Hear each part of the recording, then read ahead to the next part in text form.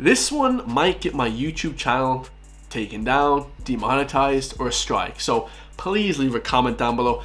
Hit that subscribe button because we might not be around here for too much longer. No, I'm just kidding, guys. Hopefully it doesn't. This is a GRIPT video, so they're basically asking Norma Foley, my beautiful friend Ben Scallion. Scallion is grilling Norma Foley on whether children can change gender. Of all things, guys, can they change gender? Of all things, okay? We're about to find out today, guys, what the crack is with that, because I haven't a clue. I don't even have a clue, guys, what's going on lately. Okay, Ben Scallion grills Norma Foley about the young ideology being taught in schools in 2024. About to find out. Let's go. Minister, in recent weeks, GRIPT has spoken to several SPAG teachers who say that they're uncomfortable with the new junior cycle curriculum because... Yeah, well, we're definitely uncomfortable with the SPHE curriculum. Remember that book a few weeks ago that labeled if you're Irish and you play hurl and you have red hair, then you're flipping racist to every other country in the world? Remember that book, guys? It actually got taken down. That book actually got taken out of circulation. It got pulled from the flipping school curriculum. Like, you can't make this up. This is ridiculous. Minister, in recent weeks, GRIPT has spoken to several SPAG teachers who say that they're uncomfortable with the new junior cycle curriculum because they say that approved textbooks are encouraging them to teach that gender is fluid and that children can change their gender. Uh-oh. So my question is, do you personally believe this? Would you say that a 13-year-old can change their gender identity? And if not, why should teachers be expected to teach that? Oh, Lord. Here we go, guys. Look, just in terms of the whole SPHE and the changes that have been introduced, that they were introduced as a consequence of enormous public consultation. And indeed, you will be aware that many of the management bodies, both religious and lay management bodies, have all endorsed the new programme that's out there. Who was the public consultation with? Drag queens? Like, what was going on? It speaks to issues of today, whether it's domestic violence, whether it's safety online, whether it's mental health and well-being, whole variety of issues. And significant training has been provided as well. It was rolled out for first year last year, moving into the junior cycle field of things. In terms of textbooks, I want to be very clear about the textbooks. There is a curriculum. Schools have the autonomy to choose or not to choose a textbook.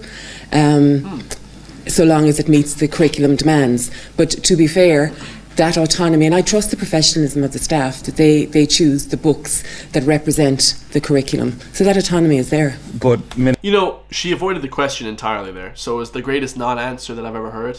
Once again, every politician avoids all the questions, you know, of course, directly. And SPHE was the biggest waste of time ever in school, guys. They're talking about these ideologies and all this crazy stuff that doesn't matter to the average person.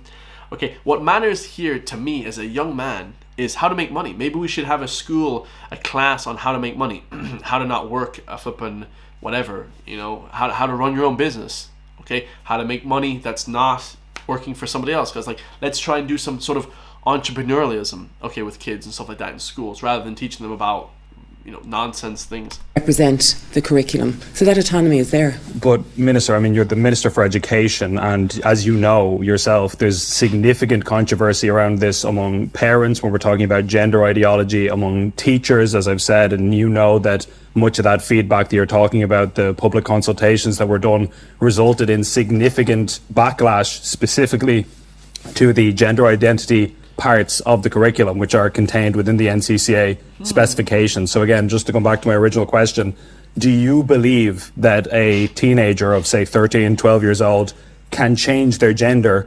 Is that something that you believe personally? Again, I'm going to say to you, the curriculum as laid down for SPHE was brought about as a consequence of public consultation. All of the bodies. I'm being very clear here. But I'm sorry, you're really not being clear, Minister. Yeah. Again, I'm asking you a simple my question. My personal view is that every child in this is great. Ben is great, man. School, irrespective of their gender, their background, their ideology. That's a different question, though. It is. I mean, of course, everybody agrees, without exception, that children, of course, should be treated with respect. Yeah, absolutely. And they should be included, of course. Yeah, nobody disagrees with that. We all agree with that. My question is, do you believe that a child of 12 or 13 years old can change their gender? That's the question. It's not about should people be respected. Of course they should be respected. This is about something that many teachers are concerned about, many parents are concerned about. They've raised this to you in various formats, letters, emails. public consultation processes. Is this a belief that you hold? And the fact that you're not willing to say that this is something that you believe, does that not indicate that it shouldn't be on the curriculum at all? No, in actual fact, you're asking me, as Minister for Education, do I stand over the curriculum that is presently being exercised in our classes? And I stand over the curriculum. It is the curriculum that has been endorsed by all of the management bodies, engagement with unions, engagement with parents, engagement with the general public. I don't know what I trust that, guys. Engagement with unions, the general public, and schools. But he just said, Ben Scallon just said there's been reports from teachers saying that, multiple teachers in multiple schools, saying that they don't want to teach the curriculum. So he's asking her specifically, does she endorse that certain aspect, right? This is very like nuanced, but Norma Foley is just really avoiding this question here. And it's quite telling, guys. When somebody asks me a direct question, okay, and I don't give her a direct answer, you can kind of tell, that that person is being either disingenuous or, they're afraid to answer from certain backlash. Or, at the same time, they just don't care about you, and I would basically say that. And this is the ultimate, I suppose, curriculum that has been provided for. So you stand over the curriculum when it says that children can change their gender? I stand over the curriculum that is provided for by the Department of Education and signed off by all of the different bodies, including...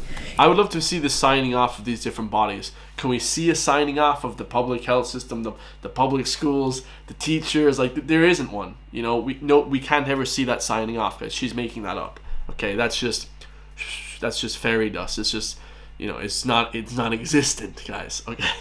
Including management bodies, including religious bodies, religious representative bodies, and the wider consensus that's out there.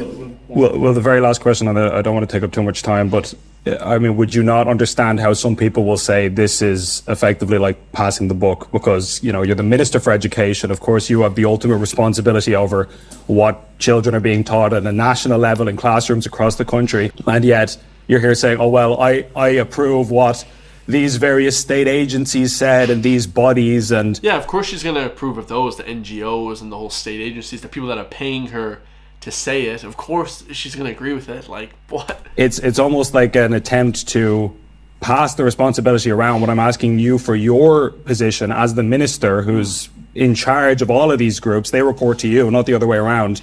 Again, do you think that that's the kind of thing that should be on the curriculum? That's all I'm asking. I'm going to say to you, the National Council for Curriculum and Assessment have been tasked with coming up with curricula right across a whole variety. Yeah, they're all in cahoots together. I'll answer this one for you, the general public, because I should be Minister of Education someday. Okay, we'd have kids not smoking weed. We'd have kids from educated with health and exercise. We'd get all the kids jacked.